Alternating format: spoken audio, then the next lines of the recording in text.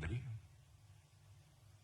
उत्तर प्रदेश सरकार के वरिष्ठ मंत्री हैं श्रीमान सुरेश खन्ना जी, लोकप्रिय सांसद श्री अशोक वाजपेयी जी, यहां की महापौर श्रीमती सुषमा खरकवाल जी, पूर्व मंत्री श्री महेंद्र सिंह जी, विधान परिषद सदस्य श्री मुकेश शर्मा, श्री मोहसिन रजा जी, विधायक श्री रामचंद्र जी प्रधान, श्री लालजी निर्मल जी, डॉक्टर नीरज जी बोरा विधायक, श्री योगेश शुक्ला जी विधायक, श्रीमती जया देवी विधायक, श्री अमरीश कुमार जी विधायक, श्रीमती प्रियंका रावत, श्री विजय बहादुर पाठक, श्री कमलेश मिश्र और महानगर के अध्यक्ष श्री आनंद द्विवेदी। साथियों, आप सबने एक बात सुनी होगी और प्रायः बात चर्चा में रही है कि भारत एक सोने की चिड़िया था। सोने की चिड़िया से मेरा मतलब यह है कि दुनिया के किसी देश में जहां भी सोने हुआ करते थे तो वह सोने घूम फिर कर यदि किसी एक देश में पहुंचते थे तो हमारा आपका देश यह भारत था जहां पर भी वो पहुंचते थे। और साथियों, इसलिए ऐसा होता था क्योंकि एक देश के रूप में हम इतने आत्मनिर्भर थे कि हम अपनी आवश्यकताओं को तो पूरा करते ही थे, लेकिन दुनिया के अन्य देशों के भी आवश्यकताओं को पूरा करने का काम प्राचीन काल में यदि कोई देश करता था, उस देश का नाम है भारत। सारी दुनिया के लोगों की डिमांड को भी हम पूरा करने का काम करते थे। साथियों, भारत की उस संपन्नता और अमीरी के पीछे वैसे तो बहुत ही सारे कारण हैं, लेकिन मेरे अनुसार उनमें एक महत्वपूर्ण कारण हमारे कारीगर हैं, हमारे शिल्पकार हैं, जिनके लिए आज का यह कार्यक्रम संपन्न हो रहा है। लोहे का काम करने वाले हमारे लोहार बंधु, लकड़ी का काम करने वाले हमारे बढ़ई बंधु, हाथ से कपड़े बुनने वाले हमारे बुनकर भाई, जैसे अनेक अलग अलग क्षेत्रों में कारीगरों ने अपनी प्रतिभा, अपनी योग्यता और क्षमता के माध्यम से हम सब की आवश्यकताओं को तो पूरा किया ही, साथ ही साथ भारत को आत्मनिर्भर बनाने और पूरी दुनिया के व्यापारियों के लिए एक आकर्षक स्थान इस भारत को बनाने में उन्होंने महत्वपूर्ण भूमिका का निर्वाह किया है। आप सभी कारीगर जो यहां मौजूद हैं, शिल्पकार, कामगार बंधु, इन सभी के पूर्वजों ने ही भारत को सोने की चिड़िया बनाया था। लेकिन साथियों, आजादी के बाद का एक ऐसा समय, एक ऐसा दौर आया जो हमारे कामगारों और कारीगरों को भारत की विकास यात्रा में जो महत्व दिया जाना चाहिए वह महत्व नहीं दिया गया और उस महत्व के वो हकदार थे, फिर भी उनको वह महत्व नहीं दिया गया। आप यदि आजादी के तुरंत बाद देखें तो पहले की सरकारों ने भारत के छोटे उद्योगों से ध्यान हटाकर बड़े उद्योगों पर ध्यान देने की कोशिश की, लेकिन वास्तविकता यही रही कि असल में वह बड़े उद्योगों पर भी ध्यान नहीं दे पाए। यदि वह बड़े उद्योगों पर ध्यान देते तो भारत में बहुत पहले ही औद्योगिक क्रांति आ गई होती और हमारे उद्योग बहुत विकसित हो चुके होते।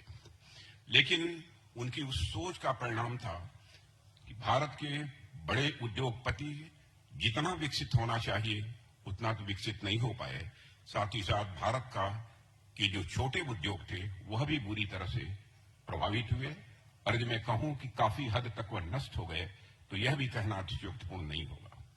इस कारण जो आप जैसे भारत के छोटे उद्यमी थे उनका भी बहुत बड़ा नुकसान हुआ। जो भारत अपने हस्तशिल्पों की वजह से जाना जाता था, जो भारत अपने कारीगरों की वजह से जाना जाता था और जो भारत अपने बुनकरों की वजह से जाना जाता था, उस भारत में हमारे इन कामगार बंधुओं को भारत का अतीत कहा जाने लगा कि अब ये लोग बीती बातें हो गई हैं इन लोगों की। ऐसा कहा जाने लगा कि आप लोग तो बहुत पुराने हो गए, आपकी परंपरा भी अब बहुत पुरानी हो गई है। अब यदि आपने किसी तरह से सामान बना भी लिया तो अब ग्लोबल मार्केट में और देश दुनिया के मार्केट में उस तरीके से नहीं बिकेंगे जिस तरीके से बिकना चाहिए। कुल मिलाकर मेरे कहने का मतलब यह है मेरे बहनों भाइयों कि पर्याप्त ध्यान देने की न देने की वजह से भारत के आप जैसे परंपरागत श्रमिकों की यह जो स्वर्णिम प्रतिभा थी वह धीरे धीरे समाप्त होने लगी। पहले की सरकारों द्वारा आप जैसे कारीगरों की क्षमता पर अविश्वास किया गया और आपके आत्मसम्मान पर भी मैं मानता हूं कि बहुत गहरी चोट पहुंचाई गई।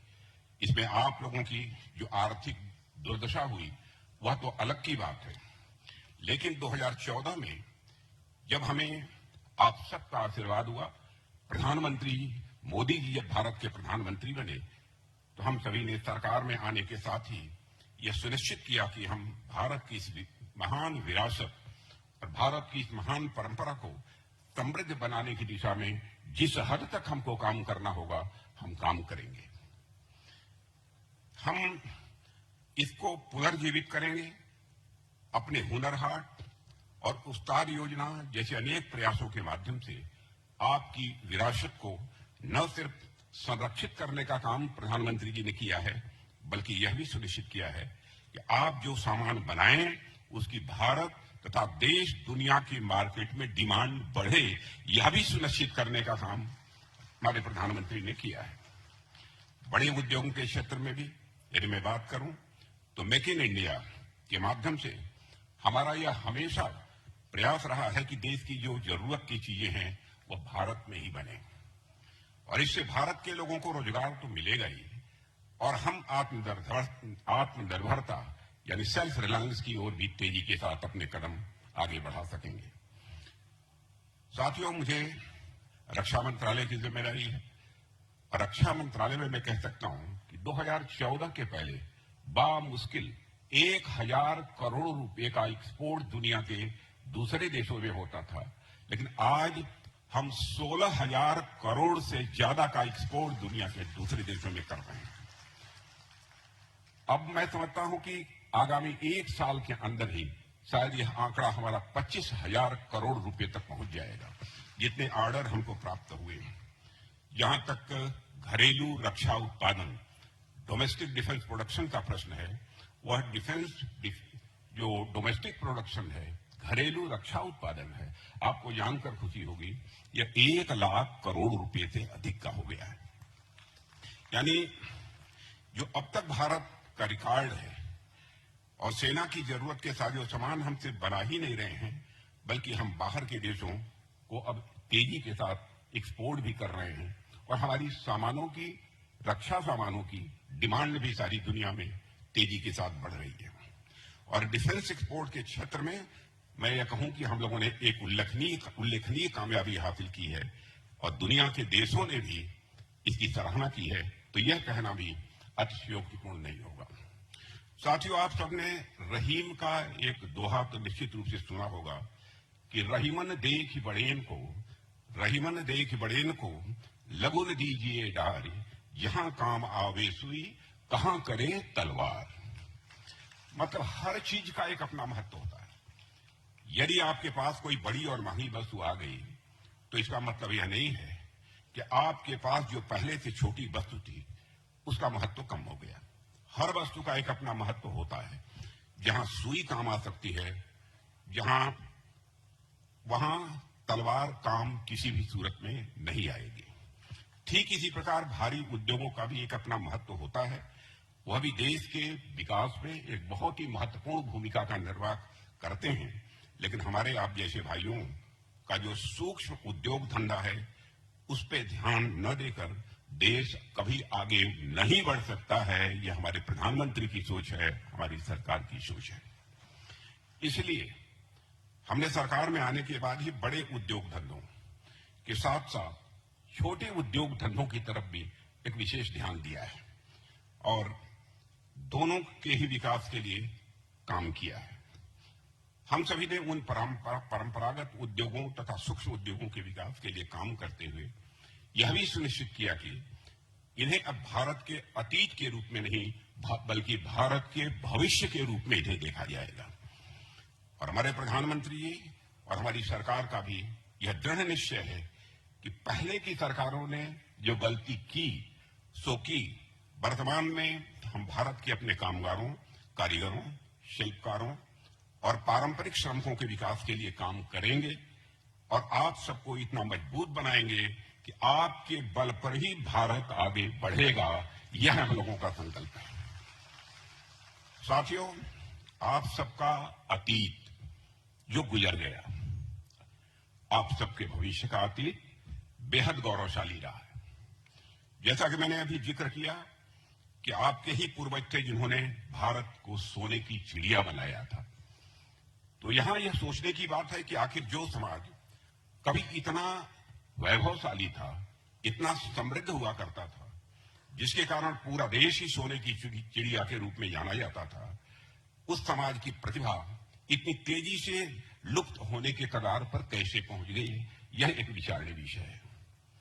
साथियों, वैसे तो इसके अनेक कारण हैं, लेकिन जो कुछ कारण मैं समझता हूं उस पर मैं आपसे यहां चर्चा करना चाहूंगा। मेरी समझ में इसके कुछ कारण तो ये हैं कि आपसे आपका सम्मान छीना गया, आपके काम को कम करके आंका गया। भगवान विश्वकर्मा के प्रतिनिधियों को भगवान विश्वकर्मा के ही देश में पिछली सरकारों द्वारा ऐसा महसूस कराने का गलत प्रयास किया गया कि आप छोटे काम कर रहे हैं। इसके अतिरिक्त भी सबसे बड़ी बात यह थी कि आपके काम को उद्योग धंधों के लायक समझा ही नहीं गया और इस बात की ओर विचार ही नहीं किया गया कि आप लोग भी उद्योग धंधे खोल सकते हैं। आप लोग भी यदि आप लोगों को शायद यदि उचित सहायता प्रदान की जाए तो आप लोग भी भारत के आर्थिक विकास में एक बहुत बड़ा योगदान दे सकते हैं। यह हमारी सरकार का पक्का विश्वास है। आप लोगों को बैंकिंग व्यवस्था से भी अलग रखा गया और ऐसे ही कुछ कारण थे जिन्होंने हमारे कारीगरों की विरासत को बहुत नुकसान पहुंचाया है। लेकिन साथियों, 2014 में जब आप सभी का आशीर्वाद हम लोगों को प्राप्त हुआ और मोदी जी भारत के प्रधानमंत्री बने, तब से हम लोगों ने पहला काम किया कि आप लोगों को भारत की बैंकिंग व्यवस्था के साथ जोड़ दिया जाए। आप लोगों को जानकारी होगी, झोपड़ी में भी जो लोग उस समय रहते थे उनका भी बैंकों में अकाउंट खोलने का काम आजाद भारत के इतिहास में पहली बार यदि किसी ने किया है तो हमारे प्रधानमंत्री मोदी जी ने किया है। और हमने जब जनधन योजना के माध्यम से गरीबों के बैंकों में खाते खुलवाए तो हमारा यह कहकर मजाक उड़ाया गया कि इन खातों में 58, 54 और 1 रुपया जमा होगा। यहां तक कहा गया कि गरीबों के खाते बैंक के सिस्टम पर एक प्रकार से बोझ बन जाएंगे, लेकिन आपने देखा कि ऐसा नहीं हुआ। मैं आपको आंकड़ा देना चाहता हूं कि जनधन योजना का लाभ गरीबों तक पहुंचा और उन्होंने भी इसका लाभ उठाया है। आंकड़े यह बताते हैं कि 5 करोड़ से अधिक जनधन खातों में आज 2 लाख करोड़ रुपए से ज्यादा अधिक जमा हो गए हैं और पैसे आपके हैं। और जिन जनधन खातों का मजाक उड़ाया गया, आज उन्हें जनधन खातों से आपको गैस की सब्सिडी मिलती है, आपको मनरेगा की मजदूरी भी मिलती है और उसी जनधन खाते के माध्यम से प्रधानमंत्री विश्वकर्मा योजना ने भी विश्वकर्मा योजना जो जिसका शुभारंभ आज प्रधानमंत्री जी कर रहे हैं, उससे आप सबको सहायता भी प्राप्त होगी। साथियों, इसके अलावा हमने पीएम विश्वकर्मा योजना के माध्यम से आपको पहचान पत्र देने की भी एक पहल की है और प्रधानमंत्री जी ने बहुत सोच समझकर यह पहल की है। समाज में आपकी एक पहचान बने, इस दृष्टि से जैसा कि मैंने अभी आपसे जिक्र किया कि हमारे जो कारीगर हैं, हमारे जो कामगार बंधु हैं, उनकी स्थिति खराब होने के सबसे बड़े कारणों में से एक कारण यह था कि पुरानी सरकारों द्वारा उनकी पहचान उनसे लगातार छीनी गई। आपके काम को महत्व नहीं दिया गया, ऐसा बताया गया कि एक छोटा काम कर रहे हैं, लेकिन अब हम यह सुनिश्चित कर रहे हैं आगे ऐसा किसी भी सूरत में न होने पाए। जब बड़े बड़े अधिकारियों के पास पहचान पत्र हो सकता है, डॉक्टर इंजीनियर के पास अपना पहचान पत्र हो सकता है, तो आप सभी श्रमिकों, कारीगरों और कामगार बंधुओं के पास पहचान पत्र क्यों नहीं हो सकता, यह बात हम लोगों की समझ के परे है। प्रधानमंत्री विश्वकर्मा योजना के तहत आपको सम्मान भी मिलेगा, पहचान भी मिलेगी और पहचान पत्र भी आपको दिया जाएगा। साथियों, इसके अलावा मैं एक और जरूरी बात आप सबसे करना चाहता हूं। वैसे तो आप सभी अपने अपने काम में पारंगत हैं, आप जानते हैं कि अच्छी कुशलता के साथ कैसे काम किया जा सकता है, क्योंकि आपने इस विरासत को अपने माता पिता से और अपने पूर्वजों से हासिल किया है। पर साथियों, बाजार में भी आपको कोई सामान बेचना है तो आपको दो बातों का ध्यान रखना होता है। पहला यह कि बाजार के लोग आजकल की किस प्रकार के सामान खरीदना चाह रहे हैं, और दूसरा आप किस प्रकार से एक अच्छी क्वालिटी का सामान कम पैसे में बना पाएं ताकि आपको अधिक से अधिक मुनाफा भी मिल सके। इन दो बातों का ध्यान हर एक छोटे बड़े उद्योग धंधों को रखना पड़ता है। उसके लिए आपको ट्रेनिंग की जरूरत होती है ताकि आप यह जान पाएं कि आजकल लोग किस प्रकार की चीजों को पसंद करते हैं और किस प्रकार नई नई टेक्नोलॉजी का इस्तेमाल करके आप अपना मुनाफा बढ़ा सकते हैं। और इसमें आपकी मदद करने के लिए प्रधानमंत्री जी ने पीएम विश्वकर्मा योजना के तहत ट्रेनिंग की व्यवस्था की है, और जिसमें 5 दिन की बेसिक यानी प्रारंभिक और 15 दिन की एडवांस ट्रेनिंग भी आपको दिलाई जाएगी। साथियों, अब यहां मैं आपका ध्यान इस बात पर भी दिलाना चाहूंगा कि हमारी सरकार और पहले की सरकारों में क्या अंतर है। सबसे पहली बात तो यह है कि पहले आप लोगों को ट्रेनिंग देने की जरूरत ही नहीं समझी गई। यदि कुछ एक मौके पर उन्होंने ट्रेनिंग की व्यवस्था भी की थी तो उन्होंने इस ओर ध्यान नहीं दिया है कि यदि कोई हमारा कारीगर या कामगार ट्रेनिंग के लिए आएगा तो उनकी उस दिन की रोजी रोटी का इंतजाम कैसे होगा, उस दिन उनके घर का चूल्हा कैसे जलेगा, इस बात पर ध्यान नहीं दिया गया। साथियों, हमारी सरकार ने इन दोनों ही बातों का ध्यान रखा है। सबसे पहले तो हमने ट्रेनिंग के माध्यम से यह सुनिश्चित किया है कि उद्योग धंधे करने के लिए नए तौर तरीके से आप सभी परिचित हों, और ट्रेनिंग का मतलब कि सरकार आपको नई नई चीजें सिखाएगी। कई बार हमें यह भी लगता है कि जो हमारा तो यह पुश्तैनी काम है और यह काम बहुत सालों से करते हम चले आ रहे हैं, इस काम को भला हमें सीखने की क्या जरूरत है। यह बात सही भी है साथियों, पर इसके साथ साथ यह भी सही है कि जैसे जैसे समय बदल रहा है वैसे वैसे बाजार भी बदल रहे हैं और लोग बदल रहे हैं, और साथ ही लोगों की जरूरतें भी बदल रही हैं। आजकल तो मैं देखता हूं कि मोबाइल फोन लगभग सबके पास है, और हमारी माताएं बहनें मोबाइल पर कोई हार या झुमका भी यदि देख लेती हैं, मोबाइल पर हार या झुमके का भी यदि कोई चित्र देख लेती हैं हमारी माताएं बहनें, तो तुरंत उसकी फोटो लेती हैं और सुनार बंधु के पास पहुंच जाती हैं कि जो हमें बिल्कुल इसी प्रकार का हार चाहिए, इसके अलावा दूसरे प्रकार का हार नहीं चाहिए। आज मोबाइल चलाने में कितनी पारंगत हो गई है। अब सुनार भाई भी देखते हैं तो पता चलता है कि वह हार या झुमका तो मशीन का बना हुआ है, किसी नई तकनीक से बना हुआ है, जिसे पारंपरिक तरीके से बनाना यह बहुत ही कठिन काम है। अब सुनार बंधु के सामने एक विकल्प तो यह होता है कि वह अपने ग्राहक को मना कर दे, दूसरा विकल्प यह होता है कि वह नए जमाने के अनुसार काम को सीखे और अपने ग्राहक को उसकी जरूरत के मुताबिक सामान दे और तब अपना व्यापार भी वह आगे बढ़ाए। साथियों, गहना तो क्या, अब मैं देख रहा हूं कि गांव गांव चौराहों की दुकान पर अब हंसिया, कुदाल और फावड़े भी बड़ी कंपनियों के द्वारा निर्मित बिक रहे हैं, खूब बिक रहे हैं। और ऐसे में आप सभी बहनों भाइयों को भी इस बात की जरूरत है कि आप नई नई चीजें सीखें, नए नए आप तकनीक अपनाएं और अपने काम को आप सभी आगे बढ़ाएं। यह मेरा आपसे आग्रह है। इसलिए सरकार इस चीज की व्यवस्था कर रही है, कोई आपको यह सब चीजें सिखाई जाए, आपको यह सिखाया जाए कि कैसे कम से कम पूंजी लगाकर आप ज्यादा से ज्यादा मुनाफा कमा सकें। यह सिखाने की व्यवस्था पीएम विश्वकर्मा योजना के माध्यम से है। और इसके साथ ही साथ हमने यह भी सुनिश्चित किया है कि यदि आप यह सब सीखने के लिए आते हैं तो पूरी ट्रेनिंग के दौरान हर दिन के हिसाब से आपको 500 रुपए का भुगतान भी किया जाएगा। यह सरकार ने सुनिश्चित किया है।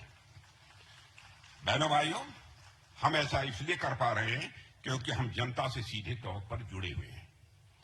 हम जनता की भावनाओं को अच्छी तरह समझते हैं, हम जनता की समस्याओं को समझते हैं और उसका समाधान करने के लिए भी पूरी प्रतिबद्धता के साथ हमारी सरकार काम कर रही है।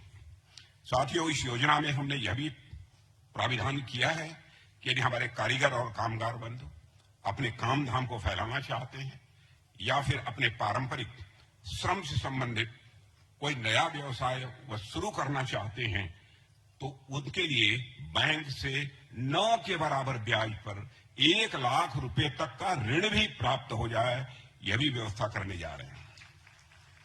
इतना ही नहीं, अगर इस लोन से आपका बिजनेस अच्छा चल गया और 18 महीने बाद आपको यदि जरूरत पड़ी तो उस लोन को 2 लाख रुपए तक बढ़ाने का फैसला हमारी सरकार ने किया है।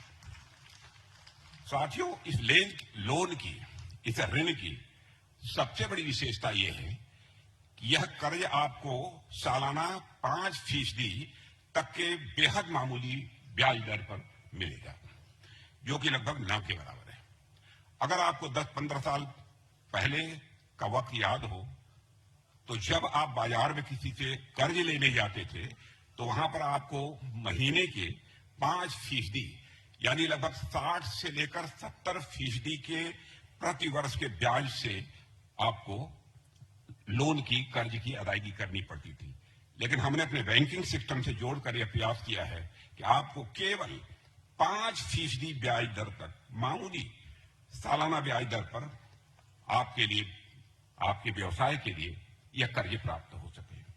साथियों, हमारी सरकार वैसी सरकार नहीं है, और मैं विश्वास के साथ कहना चाहता हूं, जिसमें अपने दोस्तों और संबंधियों की बड़ी मात्रा में बैंक से लोन दिलवाया जाता है। हमारी सरकार इस देश की जनता की सरकार है।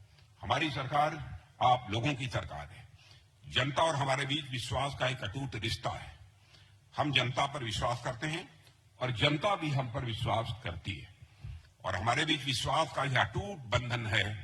इसलिए हम आप नागरिकों को लोन दे रहे हैं, यह हमारे प्रधानमंत्री ने फैसला किया है। आपको ध्यान होगा कि पहले केवल कुछ ऐसे विशेष लोग, कुछ ऐसे बड़े लोग हुआ करते थे जिनको लोन मिला करता था।